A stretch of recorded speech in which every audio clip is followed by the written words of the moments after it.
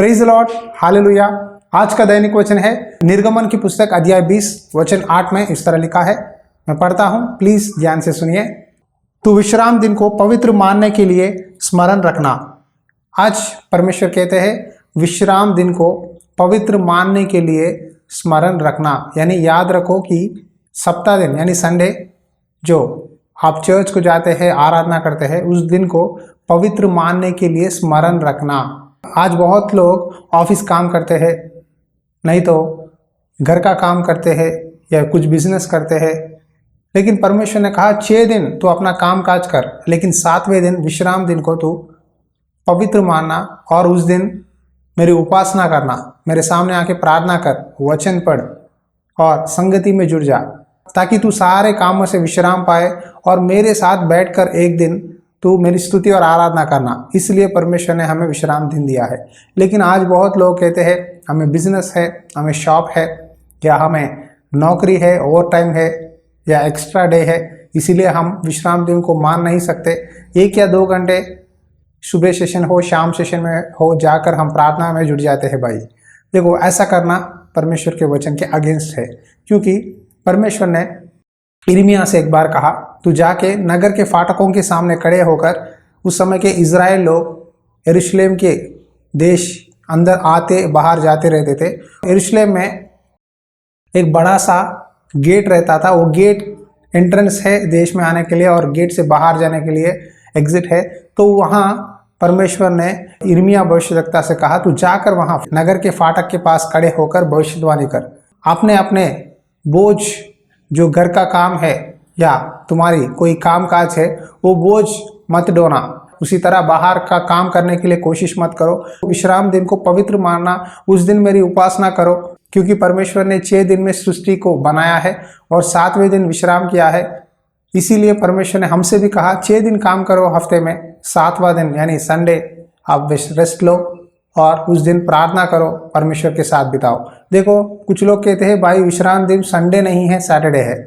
जो भी हो, क्योंकि एक एक देश में एक एक दिन हॉलिडे होती है, तो आपको जो दिन परमेश्वर ने आपके देश में हॉलिडे दिया है उस दिन को विश्राम दिन मानना और प्रार्थना करना। क्योंकि दुबई में तो फ्राइडे होती है, बाकी के अलग देशों में संडे मानते हैं। तो जो भी हो, परमेश्वर जो दिन आपको दिया है हफ्ते में एक दिन स्पेंड करो, परमेश्वर की संगति में प्रार्थना करो और परमेश्वर की आज्ञा मानो। संडे के दिन अगर बिजनेस करने की कोशिश करोगे, वहाँ यहाँ यात्रा करने की कोशिश करोगे, तो ये आपके लिए ठीक नहीं है। परमेश्वर का दिन परमेश्वर को दो, परमेश्वर को आदर करो, तो परमेश्वर आपके हर एक काम में सफलता देंगे। अगर आप संडे एक दिन प्रार्थना करेंगे, परमेश्वर से बैठेंगे, तो बाकी के 6 दिन परमेश्वर आपके काम में, आने जाने में, हर विषय में मदद करेंगे और आपके साथ रहेंगे। ये मैंने अपने अनुभव से बोल रहा हूँ। बहुत बार मुझे जो भी संडे के समय जो भी बाहर जाने की काम होती है या ट्रैवल करने की काम होती है, मैं उसे पोस्टपोन कर लेता हूँ, क्योंकि संडे परमेश्वर का दिन है। उस दिन मैं परमेश्वर से ही बिताना चाहता हूँ और परमेश्वर के कामों में ही लगे रहता हूँ। आपसे भी मैं विनती करता हूँ, प्लीज़ परमेश्वर का आदर करो, परमेश्वर की आज्ञा मानो, क्योंकि परमेश्वर जो भी कहता है वो आपके भलाई के लिए कहता है। बहुत लोग परमेश्वर की बात नहीं मानते और नुकसान को सामना करना पड़ता है, मुसीबत को सामना करना पड़ता है। इसीलिए प्यारे भाई और बहनों, विश्राम दिन को पवित्र मानो, से याद रखो, अपने बच्चों को भी बोलो, ताकि वो परमेश्वर की आज्ञा को भूल ना जाए और परमेश्वर की मार्ग में चले।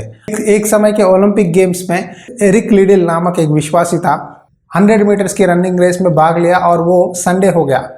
उसने परमेश्वर से एक नियम बनाया कि मैं संडे परमेश्वर की मंदिर में रहूंगा, परमेश्वर से उपासना करूंगा, क्योंकि बाइबल में परमेश्वर ने कहा 6 दिन कामकाजी कर, लेकिन 7वें दिन तो पवित्र मानना। ये बात पकड़कर एरिक लिडिल उस समय के ओलंपिक्स गेम्स में वो दिन वो रनिंग रेस कंपटीशन में पार्टिसिपेट नहीं किया, लेकिन चर्च गया।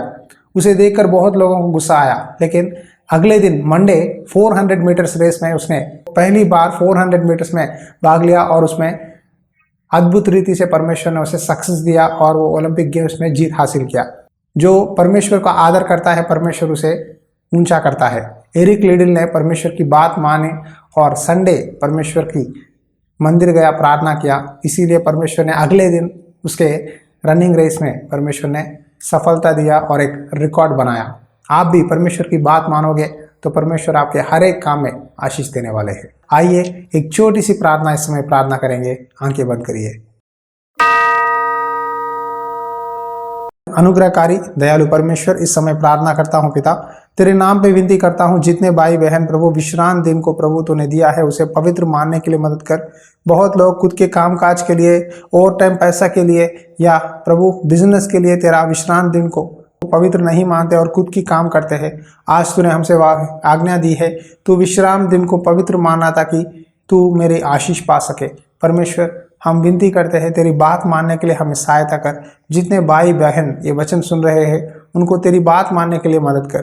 तेरी प्रभु उपासना करने के लिए, तेरी स्तुति करने के लिए सहायता कर। ये प्रार्थना विनती यीशु मसीह नाम पे विनती करता हूँ। हर एक सुनने वाले के कान खोल, उनके दिल खोल और उनको तेरी बात मानने के लिए मन दे। यीशु नाम में दुआ करता हूँ, आमीन।